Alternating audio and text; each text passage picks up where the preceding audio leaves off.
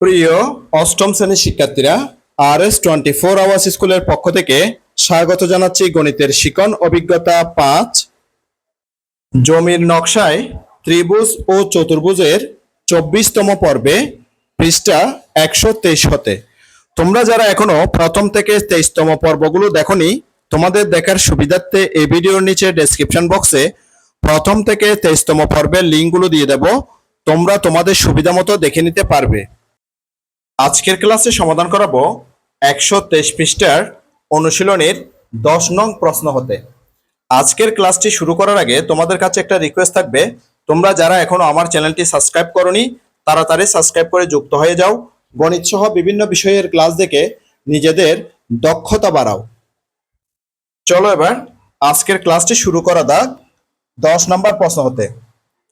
10 নম্বর প্রশ্নের মধ্যে কি বলছে দেখো প্রিয় শিক্ষার্থীরা, সামান্তরিকের দুটি সন্নিহিত বাহুর দৈর্ঘ্য 6 সেন্টিমিটার ও 5 সেন্টিমিটার এবং কর্ণদ্বয়ের অন্তর্ভুক্ত কোণ 50 ডিগ্রি হলে সামান্তরিকটি অঙ্কন করো। তাহলে আমাদেরকে সামান্তরিকের দুটি সন্নিহিত বাহুর দৈর্ঘ্য, একটা হচ্ছে 6 সেন্টিমিটার আর একটা হচ্ছে যে 5 সেন্টিমিটার, এবং বাহুদ্বয়ের অন্তর্ভুক্ত কোণ 50 ডিগ্রি দেওয়া আছে। আমরা সামান্তরিকটি অঙ্কন করব। চলো প্রিয় শিক্ষার্থীরা, এই সমস্যার সমাধানটি আমরা খাতায় দেখে নিই। প্রশ্নের আলোকে বিশেষ নির্বাচনটা লিখলাম। প্রিয় শিক্ষার্থীরা দেখো, মনে করি কোনো সামান্তরিকের সন্নিহিত দুই বাহু a = 6 সেন্টিমিটার ও b = 5 সেন্টিমিটার এবং এদের অন্তর্ভুক্ত কোণ x = 50 ডিগ্রি দেওয়া আছে। সামান্তরিকটি আঁকি।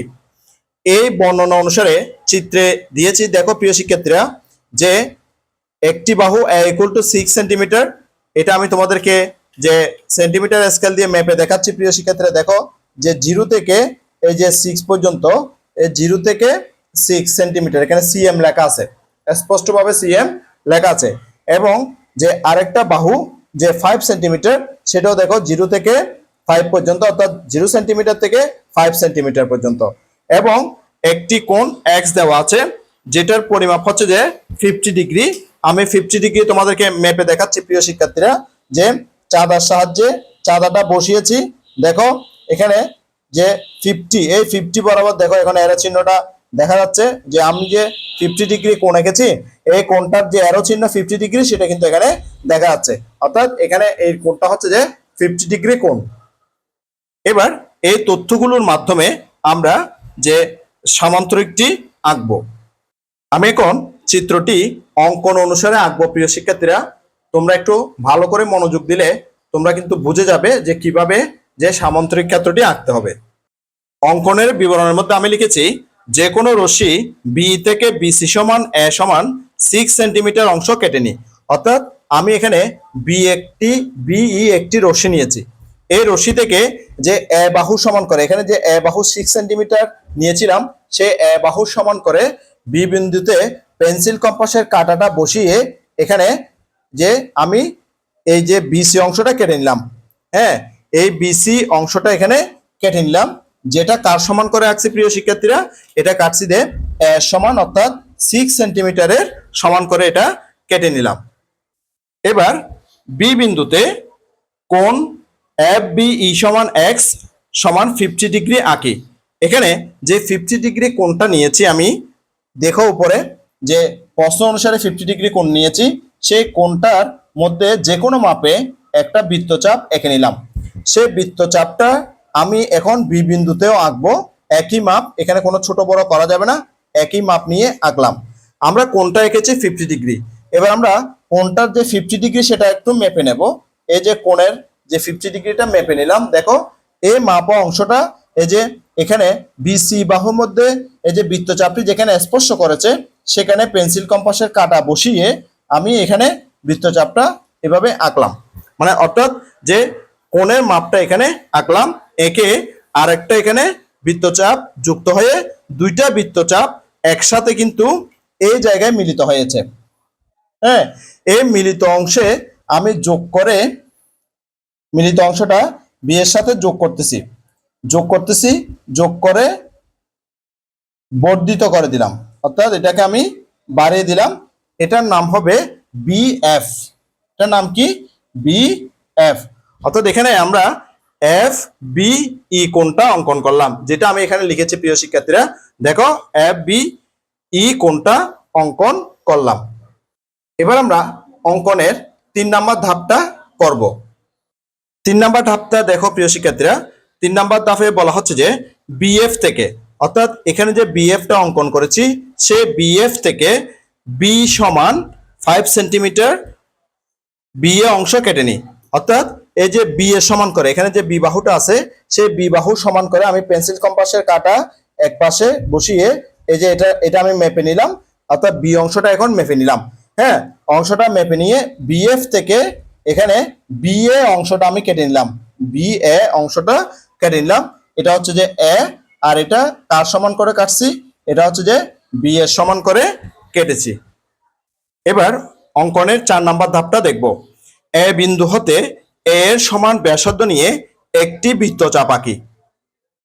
তাহলে এ কে কেন্দ্র করে, হ্যাঁ, এ এর সমান ব্যাসার্ধ নিয়ে এই যে যে বাহুটা ছিল সেই বাহুটার সমান ব্যাসার্ধ নিলাম, মেপে নিলাম। দেখো প্রিয় শিক্ষার্থীরা, বাহুর সমান ব্যাসার্ধ নিয়ে এখানে একটা, অর্থাৎ এখানে যে কোণ সৃষ্টি হয়েছে যে এ বি সি, এই যে এখানে একটা কোণ সৃষ্টি হয়েছে, সেই কোণের অভ্যন্তরে একটা বৃত্তচাপ আঁকলাম। এই যে একটা বৃত্তচাপ আঁকলাম। আবার কি বলা হচ্ছে দেখো প্রিয় শিক্ষার্থীরা, আবার বলা হচ্ছে যে সি বিন্দু হতে বি এর সমান ব্যাসার্ধ নিয়ে আরো একটি বৃত্তচাপ আঁকি। এবার আমি এই সি বিন্দুকে কেন্দ্র করব। সি বিন্দুকে কেন্দ্র করে এই যে বি বাহু, এই বি বাহুর সমান ব্যাসার্ধ নিয়ে, অর্থাৎ বি বাহু সমান করে নিলাম, বি বাহুকে অ্যাডজাস্ট করে নিলাম। দেখো প্রিয় শিক্ষার্থীরা, বি বাহুর সমান ব্যাসার্ধ নিয়ে ওই যে আগে যে বৃত্তচাপ একটা এঁকেছি, হ্যাঁ, সেই বৃত্তচাপের উপর আরো একটা বৃত্তচাপ আমি আঁকলাম। দেখো, এখানে আরো একটা বৃত্তচাপ আঁকলাম। এখানে মোট আমরা কয়টা বৃত্তচাপ আঁকলাম? 2টা বৃত্তচাপ আঁকলাম। এবার কি বলছে দেখো প্রিয় শিক্ষার্থীরা, যে বৃত্তচাপ তো আঁকলাম, বলছে কি যে বৃত্তচাপদ্বয় পরস্পর ডি বিন্দুতে ছেদ করে। তাহলে বৃত্তচাপদ্বয় কোথায় ছেদ করছে? পরস্পর এখানে ডি বিন্দুতে ছেদ করছে, অর্থাৎ এই বিন্দুটা হচ্ছে ডি বিন্দু। এবার 5 নাম্বার ধাপটা দেখো প্রিয় শিক্ষার্থীরা, বলা হচ্ছে কি এডি ও সিডি যোগ করি। প্রথমে আমরা এডি যোগ করব। হ্যাঁ, স্কেল দিয়ে প্রথমে এই যে এডি যোগ করতেছি। দেখো যে এখানে অ্যাডজাস্ট করে নিলাম, এখানে এ বিন্দুর সাথে অ্যাডজাস্ট করে নিলাম, আবার একটু দেখলাম, দেখে এই এডিটা যোগ করলাম। হ্যাঁ, এরপরে সিডি যোগ করব। এবার সিডি যোগ করব। এখানে বলা আছে সিডি যোগ করি, যে স্কেলের মাধ্যমে ডি এবং সি কে অ্যাডজাস্ট করে নিলাম। এবার আমি সিডি যোগ করে দিলাম। এখানে দেখো প্রিয় শিক্ষার্থীরা, এখানে যে এই বাহুটা সেটা হচ্ছে যে বি বাহুর সমান, আর উপরে যে বাহুটা অঙ্কন করেছি এটা হচ্ছে যে এ বাহুর সমান। আর এখানে যে কোণটা আছে সেটা হচ্ছে যে এক্স কোণ, যেটা 50 ডিগ্রি। তাহলে আমরা সামান্তরিকটি অঙ্কন করে নিলাম।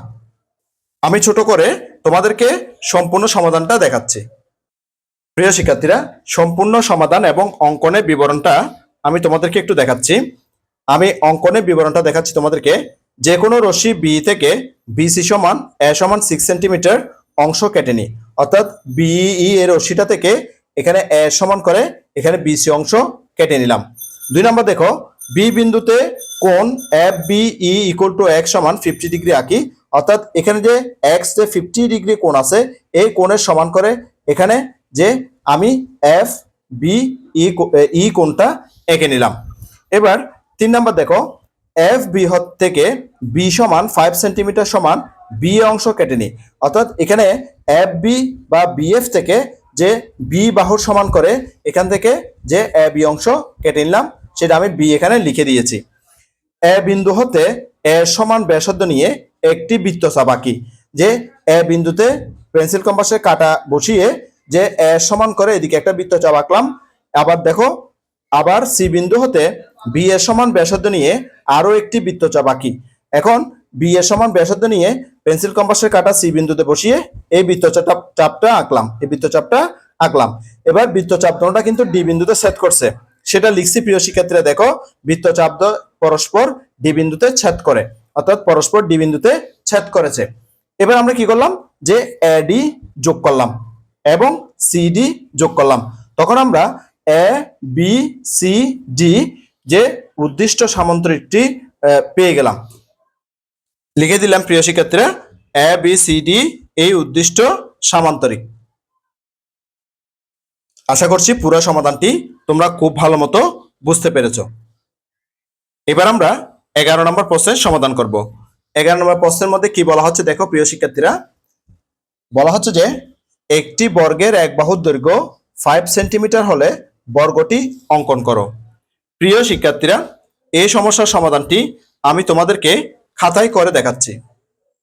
প্রশ্ন অনুসারে বিশের নির্বাচনটা লিখলাম প্রিয় শিক্ষার্থীরা। দেখো, মনে করি কোনো বর্গের এক বাহুর দৈর্ঘ্য =5 সেন্টিমিটার দেওয়া আছে, বর্গটি আঁকি। সেই যে বিশেষ নির্বাচন অনুসারে চিত্রটা অঙ্কন করলাম। দেখো যে বর্গের এক বাহুর দৈর্ঘ্য =5 সেন্টিমিটার এটা দেওয়া আছে। এইটা অনুসারে অর্থাৎ এই যে সমান 5 সেন্টিমিটার অনুসারে আমরা এবার বর্গটা আঁকবো। প্রিয় শিক্ষার্থীরা, আমি তোমাদের জন্য যে অঙ্কন অনুসারে বর্গটা এঁকে দেখাচ্ছি, অর্থাৎ অঙ্কনের বর্ণনা অনুসারে আমি তোমাদেরকে যে বর্গটা এঁকে দেখাচ্ছি। অঙ্কনের বিবরণের মধ্যে 1 নম্বরে বলা আছে, যে কোনো রশ্মি বি থেকে বিসি সমান এ সমান 5 সেন্টিমিটার অংশ কেটে নিই। তাহলে আমি এখানে বিই একটি রশ্মি নিয়েছি।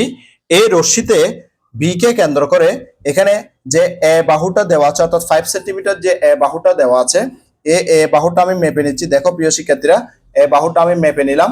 এখানে খুব ভালো করে খেয়াল করো, এ বাহুটা যতটুকু 5 সেন্টিমিটার ছিল সেটা আমি মেপে নিলাম। এটা মেপে নিয়ে এখন পেন্সিল কম্পাসের যে কাটা আছে সেই কাটাটা এখানে বি বিন্দুতে বসিয়ে যে এর সমান করে, হ্যাঁ, এখান থেকে এর সমান করে এটা কেটে নিচ্ছি। বিসি অংশটা কেটে নিলাম, অর্থাৎ এটা হচ্ছে বিসি অংশ কেটে নিয়েছি আমি। সেটা কার সমান? সেটা হচ্ছে যে এর সমান, অর্থাৎ এখানে যে এ সমান 5 সেন্টিমিটার দেওয়া আছে সেটা এর সমান করে এখানে বিসি অংশটা কেটে নিয়েছি। এটা নিশ্চয় তোমরা প্রিয় শিক্ষার্থীরা খুব ভালো মতো বুঝতে পেরেছো। এবার 2 নম্বরে কি বলছে দেখো, বি বিন্দুতে বিএফ লম্ব আঁকি। দেখো প্রিয় শিক্ষার্থীরা, যে বি বিন্দুর মধ্যে আমরা একটা বিএফ লম্ব আঁকবো। হ্যাঁ, কিভাবে আঁকবো দেখো, যে কোনো মাপে প্রথমে একটা এখান থেকে বি বিন্দুকে কেন্দ্র করে একটা বৃত্তচাপ আঁকতেছি। বৃত্তচাপটা কিন্তু এখানে যে স্পর্শ করেছে, যে বিসি যে বাহুটা আছে সেখানে স্পর্শ করেছে। একই মাপ, অর্থাৎ যে মাপে এই বৃত্তচাপটা এঁকেছি, যেখানে স্পর্শ করেছে সেখান থেকে এখানে আরেকটা বৃত্তচাপ আঁকলাম। এই বৃত্তচাপটা আঁকার পরে এখানে যে বিন্দুতে দুটা বৃত্তচাপ একসাথে মিলিত হয়েছে যে বিন্দুতে, সেই বিন্দুতে আবার পেন্সিল কম্পাসের কাঁটাটা বসিয়ে আরো একটা বৃত্তচাপ আঁকলাম। এখন এই যেখানে বসা আছে সেখান থেকে উপরের দিকে আরো একটা বৃত্তচাপ আঁকলাম। হ্যাঁ, এখানে যে বৃত্তচাপটা এঁকেছি এখানে বসিয়ে আবার উপরের দিকে ওই আর একটা ওই বৃত্তচাপের উপর আর একটা বৃত্তচাপ এঁকে নিলাম। ঠিক আছে, দেখো যে বৃত্তচাপ দুইটা কিন্তু এক জায়গায় মিলিত হয়েছে। বৃত্তচাপ দুটো কি হয়েছে? এক জায়গায় মিলিত হয়েছে। এই যে এই জায়গায় মিলিত হয়েছে, এটার নাম কি? এটার নাম হচ্ছে যে বিএফ লম্ব আঁকতে বলা হয়েছে। তাহলে আমরা স্কেল দিয়ে এই বিএফ লম্বটা এঁকে দিচ্ছি। প্রিয় শিক্ষার্থীরা দেখো যে এখানে আর এখানে যোগ করে, হ্যাঁ, এই যে যোগ করে এটা উপরের দিকে তুলে দিলাম। এটার নাম হচ্ছে যে বি এবং এফ। এটার নাম হচ্ছে কি? বি এফ লম্ব অঙ্কন করলাম। এবার 3 নম্বরে কি বলা হয়েছে দেখো, বলা হয়েছে বিএফ হতে বি এ সমান 5 সেন্টিমিটার অংশ কেটে নিই। এবার যে এর বাহুর সমান করে আমাদের যে বাহুটা ছিল 5 সেন্টিমিটারের, সে 5 সেন্টিমিটারের যে বাহুটা এটা সমান করে মেপে নিলাম। এই বাহুটা সমান করে এখানে বিএফ থেকে, হ্যাঁ, এ বি অংশ কেটে নিচ্ছি। এই বিএফ থেকে এ বি অংশ কেটে নিলাম। এটা হচ্ছে যে এ, এটার নাম কি? এ। এটা কিন্তু আমরা এ সমান করে কাটলাম। এবার 4 নম্বর অঙ্কনের বিবরণটা আমরা দেখে নেব। 4 নম্বর অঙ্কনের বিবরণে বলা হচ্ছে দেখো, এ এবং সি বিন্দুতে 5 সেন্টিমিটারের সমান দৈর্ঘ্যের ব্যাসার্ধ নিয়ে দুইটি বৃত্তচাপ আঁকি। এবার আমরা যে সমান করে যে অংশটা নিয়েছি, যেমন এখানে এটা সমান করে কাটছি, হ্যাঁ, আবার এখান থেকে এখানে এটা কিন্তু সমান করে কাটছি, হ্যাঁ, এই এই যে সমান যেটা নিয়েছে সমান করে, এখন বলা হচ্ছে যে সেই সমান অংশটা নিয়ে, অর্থাৎ এই বাহু সমান অংশটা নিয়ে বিন্দুকে কেন্দ্র করে, হ্যাঁ, বিন্দুকে কেন্দ্র করে এখানে একটা বৃত্তচাপ আঁকলাম, এদিকে একটা বৃত্তচাপ আঁকলাম। এবার ঠিক একই মাপ নিয়ে সি বিন্দুকে কেন্দ্র করে, হ্যাঁ, ওই যে এখানে একটা বৃত্তচাপ আঁকছি সেটার উপর আরেকটা বৃত্তচাপ অঙ্কন করলাম। এবার বলা হচ্ছে কি যে বৃত্তচাপ দ্বয় 5 নম্বর অঙ্কনের বিবরণ দেখো, বলা হচ্ছে কি যে বৃত্তচাপ দ্বয় ডি বিন্দুতে ছেদ করে, অর্থাৎ এই বৃত্তচাপ দুটা ডি বিন্দুতে ছেদ করছে। কোন বিন্দুতে ছেদ করছে প্রিয় শিক্ষার্থীরা? ডি বিন্দুতে ছেদ করেছে। এরপরে বলা হচ্ছে কি এডি ও সিডি যোগ করি, তাহলে এবিসিডি উদ্দিষ্ট বর্গ। তাহলে প্রথম আমরা যে এডি যোগ করব, এখানে এডি যে অংশটা আছে এই এডিটা এখানে যোগ করতেছি, দেখো এর সাথে ডি যোগ করলাম, এরপরে সি এর সাথে ডি যোগ করব, এই যে সিডি যোগ করতেছি, স্কেল বসিয়ে যোগ করতেছি। প্রিয় শিক্ষার্থীরা তোমরা অবশ্যই স্কেল বসিয়ে যোগ করবে। সিডি যোগ করলাম, এখানে যে বাহুগুলো এখানে দিলাম সেগুলো হচ্ছে কার সমান? সেগুলো হচ্ছে সবগুলো এর সমান। কার সমান প্রিয় শিক্ষার্থীরা? সবগুলো এর সমান। এটাও কিন্তু এর সমান, কারণ আমরা জানি যে বর্গের প্রত্যেকটা বাহু সমান, পরস্পর সমান, প্রত্যেকটা বাহু পরস্পর সমান এবং প্রত্যেকটা কোণ কিন্তু সমকোণ। এখানে যে কোণগুলো তৈরি হয়েছে প্রত্যেকটা কোণ কিন্তু সমকোণ হিসেবে তৈরি হয়েছে। পুরো সমাধানটিকে আমি তোমাদের জন্য একটু ছোট করে দেখাচ্ছি। দেখো প্রিয় শিক্ষার্থীরা, পুরো সমাধানটি আমি তোমাদের জন্য একসাথে দেখালাম, যাতে করে তোমরা সঠিক এবং নির্ভুলভাবে পুরো সমাধানটি লিখে নিতে পারো। আশা করছি প্রিয় শিক্ষার্থীরা পুরো সমাধানটি তোমরা লিখে নিয়েছো। আশা করছি আজকের ক্লাসের 10 নম্বর এবং 11 নম্বর সমস্যার সমাধানগুলো তোমরা খুব ভালো মতো বুঝতে পেরেছো। তাই আজকের ক্লাসটি তোমাদের কাছে অনেক অনেক চমৎকার লেগেছে। আজকের ক্লাসটি এই পর্যন্ত। আমি আগামী ক্লাসে 123 পৃষ্ঠার অনুশীলনীর 12 নম্বর প্রশ্ন হতে সমাধান করব। গণিতের শিকন অভিজ্ঞতা 5 জমির নকশায় ত্রিভুজ ও চতুর্ভুজের 25তম পর্বটি দেখার আমন্ত্রণ জানাচ্ছি। সাথে সাথে গণিতের অন্যান্য ক্লাসগুলো দেখারও অনুরোধ জানাচ্ছি এবং গণিত ছাড়াও বিভিন্ন বিষয়ের ক্লাসগুলো দেখারও অনুরোধ জানাচ্ছি। ইতিমধ্যে তোমরা যারা আমার চ্যানেলটি সাবস্ক্রাইব করে আমার ক্লাসগুলো নিয়মিত দেখতেছো, তোমাদেরকে আমার অন্তরের অন্তঃস্থল থেকে অসংখ্য অসংখ্য ধন্যবাদ। আর যারা সবেমাত্র আজকে প্রথমবার আমার ক্লাসটি দেখলা, তোমাদের প্রতি অনুরোধ রইল তোমরা আমার চ্যানেলটি সাবস্ক্রাইব করে পাশের নোটিফিকেশন অল করে বেল বাটনটিকে বাজিয়ে দাও। আর তোমার বন্ধুদের সাথে ও আত্মীয়স্বজনের সাথে ক্লাসগুলো বেশি বেশি শেয়ার করো, যাতে করে তারাও তোমার মতো দেখে উপকৃত হয়। গণিতের শিকন অভিজ্ঞতা 5 জমির নকশায় ত্রিভুজ ও চতুর্ভুজের 25তম পর্বটি দেখার আমন্ত্রণ জানিয়ে আজকের ক্লাসটি থেকে এখানেই বিদায় নিচ্ছি। সবাই ভালো থাকবা, সুস্থ থাকবা, অবশ্যই নিরাপদে থাকবা। সবাইকে ধন্যবাদ।